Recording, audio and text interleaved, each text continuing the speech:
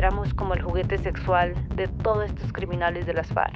Yo soy una de las víctimas directas de Sandra Ramírez, una de las más grandes proxenetas, abusadoras de niños en este país. Pablo Catatumbo, el ahora congresista del Partido Comunes, me violó. Para mí, un gobierno de Cepeda sería firmar mi sentencia de muerte.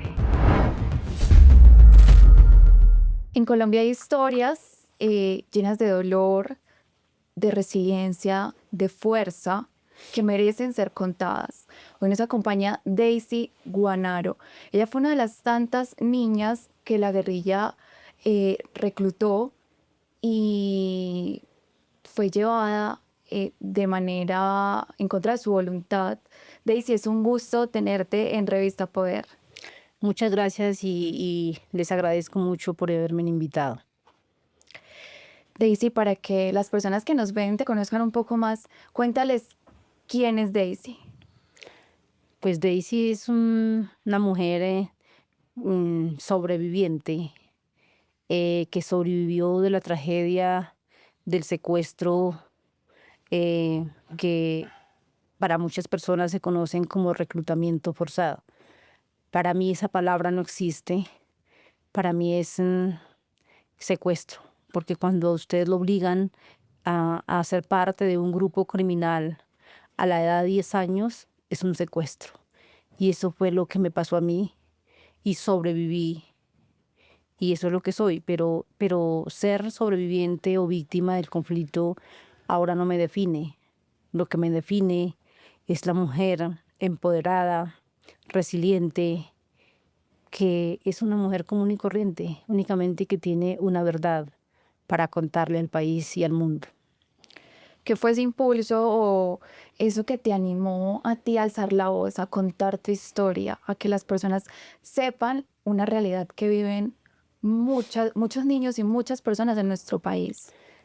Pues lo que me dio fuerza para ahorita estar contando y denunciando, más que todo es denunciando, es ver cómo los grandes victimarios de este país, en lugar de estar en la cárcel, están ocupando una curul en el Senado de la República, y ver que esos criminales que están allá fueron unos de mis grandes abusadores de lesa humanidad, mis grandes violadores, y no únicamente a mí, sino que estos tipos fueron los que le desgraciaron la vida a 18.677 niños y niñas que fuimos secuestrados.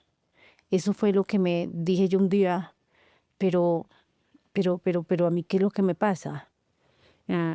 Mientras las víctimas sufrimos abandono, pobreza, estigmatización, amenazas y desplazamiento de nuestros territorios, los victimarios están gozando de total impunidad y nadie sale a decirles, ustedes son unos pedófilos. Y entonces me hice a mí misma esa pregunta. Creo que al callar me vuelve cómplice mi silencio de estos criminales. Entonces eso fue lo que hizo que más me diera fuerza para ahora denunciarlos. ¿Tú como víctima sientes que ha habido justicia y reparación?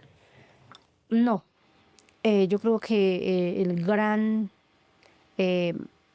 pecado, si se puede decir así, o la gran injusticia más bien que se cometió con las 10 millones de víctimas en este país y sobre todo con las víctimas de las FARC, fue que esa firma del Acuerdo de La Habana les dio totalmente impunidad a las FARC y les garantizó prácticamente una pensión de por vida a estos criminales, mientras a las víctimas no se nos garantizó nada. A nosotros en el Acuerdo de La Habana nos prometieron que las víctimas íbamos a ser el centro del Acuerdo de la Paz, y en realidad lo que ocurrió fue que nos obligaron a silenciarnos durante 8 años, y para que nosotros no saliéramos a hablar ni ensuciarles el nombre de los firmantes de paz, nos han dejado en el olvido. Y cuando nosotros exigimos justicia, verdad, reparación y no repetición, nos amenazan. pero eso fue la gran injusticia que hizo el proceso de paz en La Habana. Por supuesto, Juan Manuel Santos, que fue el que vendió el honor de las víctimas, la dignidad de las víctimas, el dolor de las víctimas. Y yo siempre lo digo sin tutueos, por un Nobel de Paz. Ellos se volvieron ricos, los firmantes de paz, el gobierno de ese entonces, todos sus cómplices y las víctimas. Han pasado 8 años y las víctimas no hemos recibido ni siquiera una ayuda para un mercado. Eso es lo indignante. Hoy en política, como tú lo mencionas, hay muchas personas que hicieron parte de grupos armados.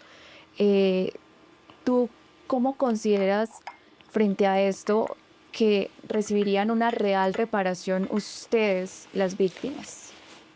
Pues mira, aparte de la reparación que estamos exigiendo, que es una indemnización económica, de la cual es una miserableza, las indemnizaciones económicas, una reparación integral para las víctimas en Colombia sería, bueno, primero económica, pero sobre todo que haya justicia, que haya verdad, porque, por ejemplo, los criminales de las FARC, que ahora se hacen llamar Partido Comunes, no han dicho la verdad completa, no han entregado los bienes.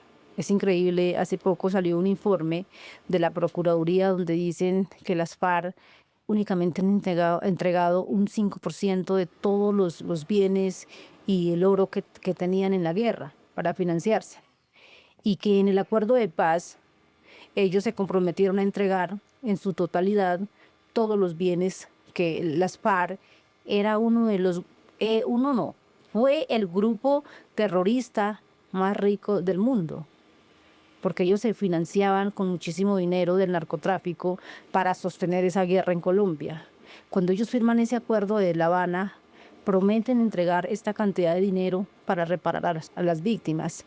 Y es increíble que en todos estos años que ha pasado ya desde la firma de La Habana, entregaron únicamente un 5%. Eso es nada para la reparación de las víctimas. Y entregaron únicamente unos traperos viejos y unos baldes viejos. Eso está en el informe de la Procuraduría, yo no estoy diciendo mentiras. Y las víctimas seguimos sin reparación, sin nada. Y esto fue aceptado, digamos, por parte del gobierno. ¿Tú confías en las personas que hoy están gobernando nuestro país? No, yo no. Ahorita con el gobierno de Gustavo Petro, pues es que las víctimas de las FARC no nos escuchan, ni siquiera ninguna víctima nos escucha. Si antes a duras penas nos abrían las puertas para que pasáramos los documentos a ver si nos llegaba una ayuda humanitaria, ahorita nos cierran las puertas. Ahorita en este gobierno es tan doloroso y estigmatizante que muchas víctimas van a pedir una ayuda, que vienen desplazadas de su territorio y no les abren ni siquiera las puertas de la unidad de víctimas.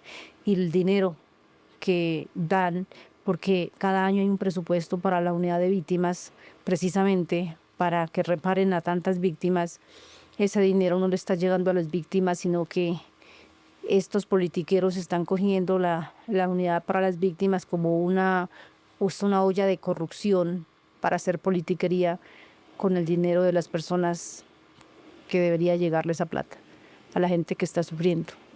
¿Qué opinas del actual cargo que ocupa Sandra Ramírez en el Congreso? Pues es que una burla. Mira, yo soy una de las víctimas directas de Sandra Ramírez. Soy la que la denuncia ante la JEP. La denuncié ya.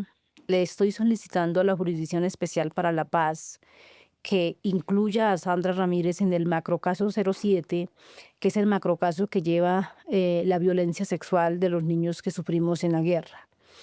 Y he solicitado en muchas ocasiones que esta mujer sea incluida a la JEP, al macrocaso 7, y este es el momento que ni la JEP ni la magistrada del caso 07, que es la doctora Lili Rueda, me ha dado respuesta, porque Sandra Ramírez no está incluida, cuando hay testimonios, no solo el mío, sino de muchas otras mujeres que están denunciándola porque ella fue una de las más grandes proxenetas, abusadoras de niños en este país. Y sobre todo, es una de las... ¿Sabe por qué le dicen carnicera a Sandra Ramírez? Porque Sandra Ramírez era la mujer que le practicaba los abortos forzados a las niñas que quedaban en estado de embarazo.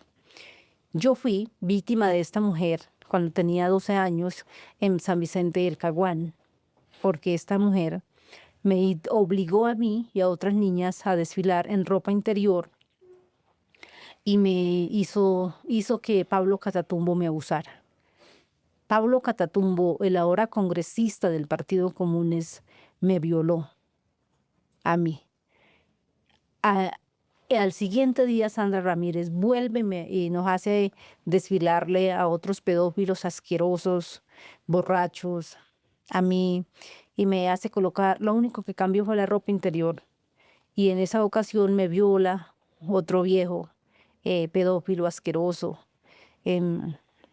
Y me violó y nosotros las niñas éramos una mercancía y éramos como el juguete sexual de todos estos criminales de las FARC. Ahora se hacen llamar congresistas y por eso es que ahora me resulta totalmente humillante, indignante. Yo creo que desde las mismas instituciones en Colombia nos han dado una humillada horrible. ¿Con qué? Con nombrar a Sandra Ramírez como la vicepresidente de la Comisión de Derechos Humanos del Senado. Esto es inadmisible para las víctimas. Cuando yo vi esa noticia, se me vinieron las lágrimas, porque yo dije, tanto amenazas de muerte que tengo, tanta estigmatización, tanta zozobra que he vivido desde que empecé a denunciar, y la respuesta de las instituciones a mí como víctima que la está denunciando fue haberla nombrado en ese cargo de derechos humanos. Yo debo confesar, y no sé si esa señora se va a burlar cuando vea esto, porque lloré, fue sentirme como tan humillada por las mismas instituciones en Colombia, por el Congreso de la República, y sobre todo que cuando más he pedido que esa mujer sea llamada la JEP, la premian con nombrándola en la Comisión de Derechos Humanos. Hablas de amenazas. ¿Cuentas con algún tipo de seguridad o apoyo por parte del gobierno? A ver, yo tengo un equipo de protección directamente por la JEP. Tengo un vehículo de seguridad y tengo 2 hombres de protección. Pero ha sido una lucha impresionante, con tutelas, con abogados. Afortunadamente cuento con el apoyo de la Federación FEDCOL, Víctimas del Terrorismo, que son los que me representan jurídicamente. Y ellos se han dado una batalla impresionante y una pelea jurídica ante la JEP para defender mis derechos. Pero si no fueran por ellos, yo ya estaría muerta. Y a pesar de eso, que la magistrada, pues sí, la magistrada Lili Rueda ha ordenado que me tienen que dar seguridad, también ha ordenado que se revise mi seguridad, porque ahorita mi nivel de inseguridad es totalmente grave y difícil. A pesar de eso, la JEP me ha violado muchos mis derechos. Yo he tenido que salir a grabar videos, a denunciarlos, que me dan vehículos totalmente en unas condiciones no aptas para cuidar a una persona con tantas amenazas de muerte. Me han dejado sin gasolina, me dan carros que se quedan varados, con las llantas pinchadas. Y yo he tenido que defenderme sola, grabando videos, denunciando. Gracias a Dios los medios de comunicación me han apoyado en eso.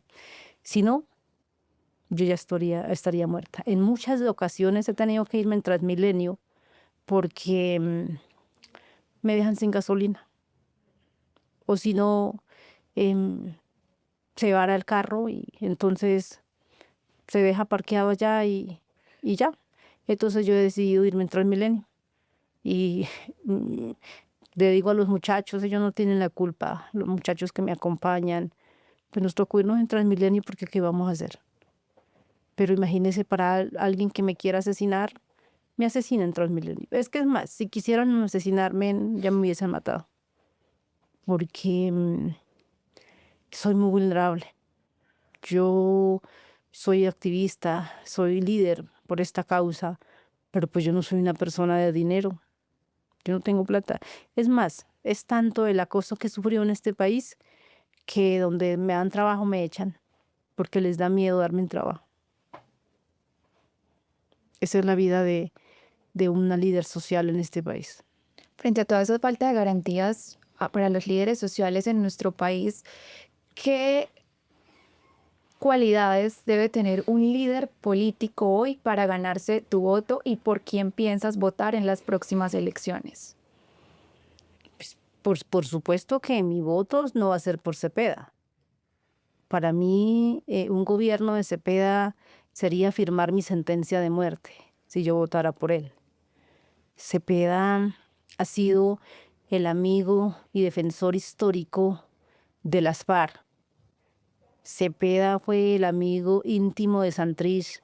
Yo me acuerdo cuando Santrich, el ciego, el que se hacía el ciego, porque ese no era ciego, salía a cantarnos a las víctimas, que le preguntábamos, ¿usted va a pedir perdón a las víctimas? Y Santrich nos contestaba, quizás, quizás, quizás, cantándonos. Y se burlaba con Cepeda al pie. Cepeda se hace llamar el gran defensor de los derechos humanos de este país. Y Cepeda lo que es el gran defensor de los derechos humanos, pero de todos los criminales de este país. Así que yo jamás votaría por él. Jamás. Yo creo que este país lo que necesita es una persona que se amarre de verdad los pantalones y se enfrente a estos criminales.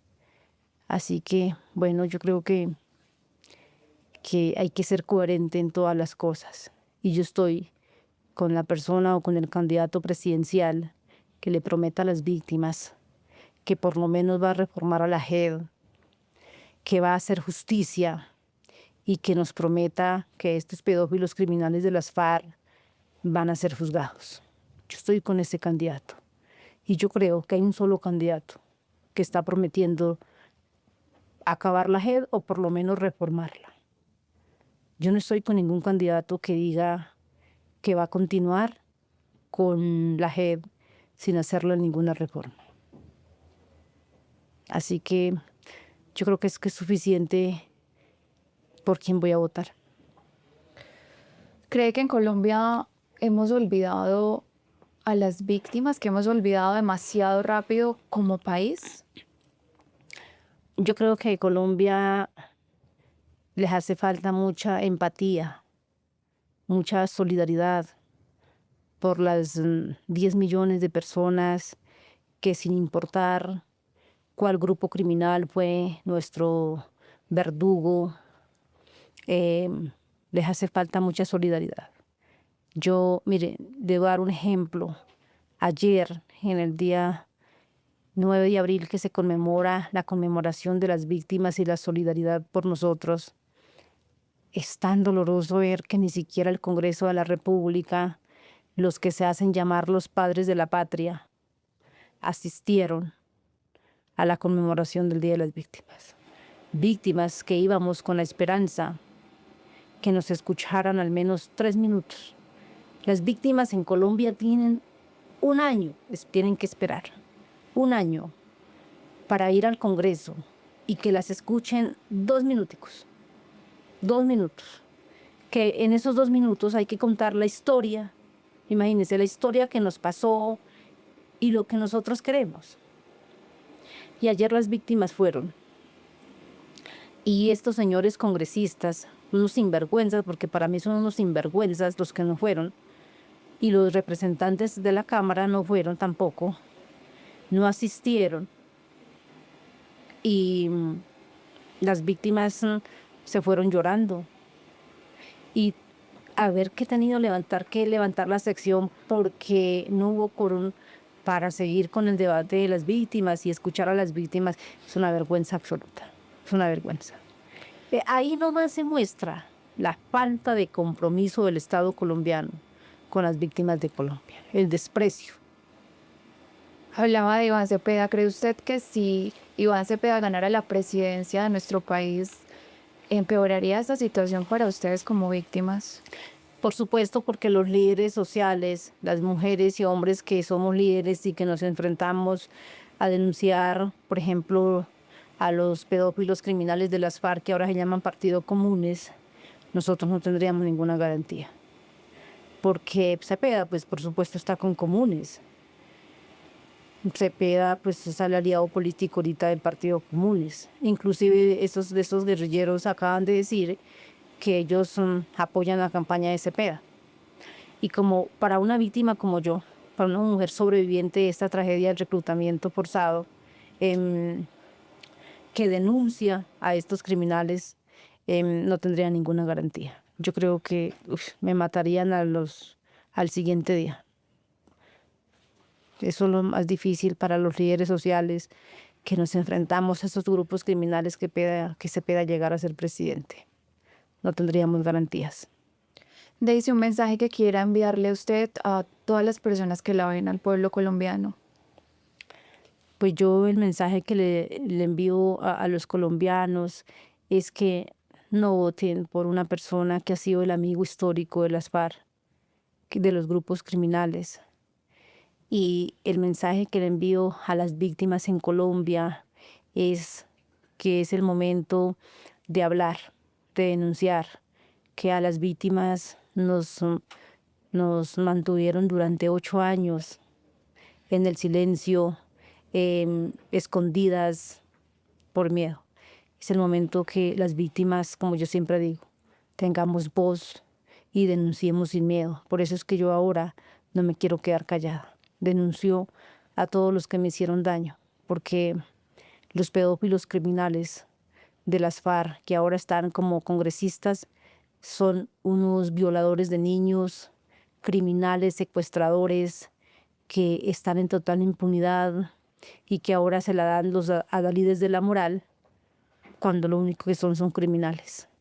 Así es que el mensaje a las víctimas es que ojalá hayan muchas víctimas de este país que quieran hablar. Daisy, muchas gracias por acompañarnos en Revista Poder y por contar tu historia. Fue un gusto tenerte aquí y esta es tu casa. Muchas gracias por invitarme y ojalá los medios de comunicación, las personas como ustedes que tienen las cámaras y los micrófonos, le den espacio a las víctimas para nosotras poder denunciar lo que no nos gusta, que por años no hemos podido. Muchas gracias.